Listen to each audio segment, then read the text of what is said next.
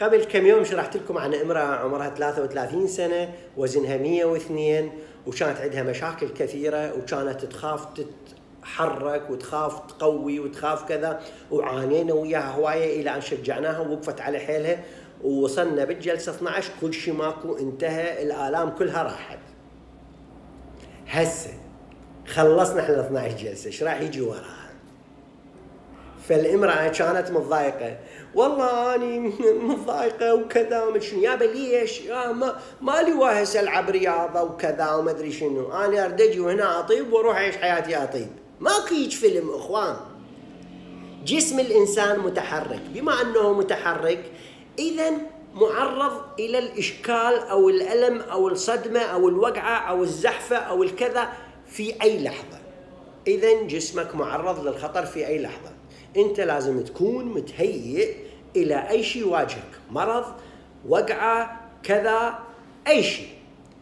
أنت إذا اليوم تمارس رياضة وعضلاتك زينة وجسمك مترابط، حتى لا صار عندك حادث لا سامح الله، الأضرار تصير على جسمك أخف.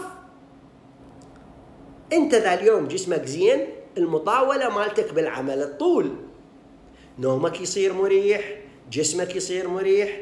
هسه احنا جاي نبذل جهدنا على مود ان نوعيك ان تتحرك بصورة منتظمة، على مود تقدر تؤدي كل واجباتك الحيوية اليومية بصورة صحيحة ومريحة. يعني انت اليوم تمشي 10 أمتار ونقضت ووقعت، شنو الفائدة؟ وين واحد يمشي لك كيلومتر ويقول لك والله تعبت، حالة طبيعية. فانتوا اخوان انتبهوا، احنا نقدر نوصلكم مرحلة ونخلصك من الألم، هاي بالنسبة إلي جدا بسيطة، لكن عليك انت ان تسعى. التعلم والنجاح يعتمد على 3 عناصر، أنا وعلميتي، انت وعلميتك المكتسبة من قبلي، 3 الواجبات البيتية اللي انت تسويها، يعني تقسمت على 3، أنا وانت وانت. أنا إيش أجيك بعلم وش أطور لك أنا من خلال التكنولوجيا مالتي الحديثة. إذا أنت ما تجي تطبق صحيح يمي وما تروح بالبيت تكمل الواجبات البيتية، صدقني ما راح يصير نجاح. وخلي كل الأساتذة اللي درسونا العظماء اللي نعتبرهم إحنا شبه أنبياء يأكدون هاي الحالة. إحنا تعلمنا من هواية ناس المبادئ الحلوة، ورحنا تعبنا وسعينا وتطورنا على مود ننقل لكم اليوم أرقى صورة عن صحة الإنسان.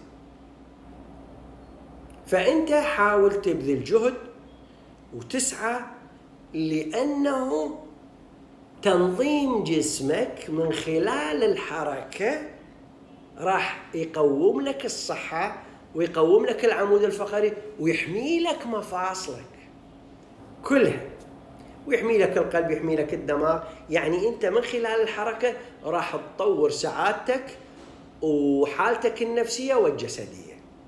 زين عيني؟ فأنصحكم يا أخوان، إذا اجيتوا يمنا وصار وضعكم زين، انتبهوا على الأخطاء السابقة، لازم تتفادوها، لأن هي اللي وصلتكم إلى الحالة السيئة. أنا تجيني أعلمك، أطورك، أخلصك، يبقى الحفاظ عليك. إذا تريد تجيني أحافظ لك أني، يعني أكون عندنا برنامج محافظة 2 بالشهر تجيني على مود أبدي وياك، على الأقل أذكرك، أخاف التناسي، أخاف غافل، أخاف كذا، بس أنت عليك أن تستمر يوميا.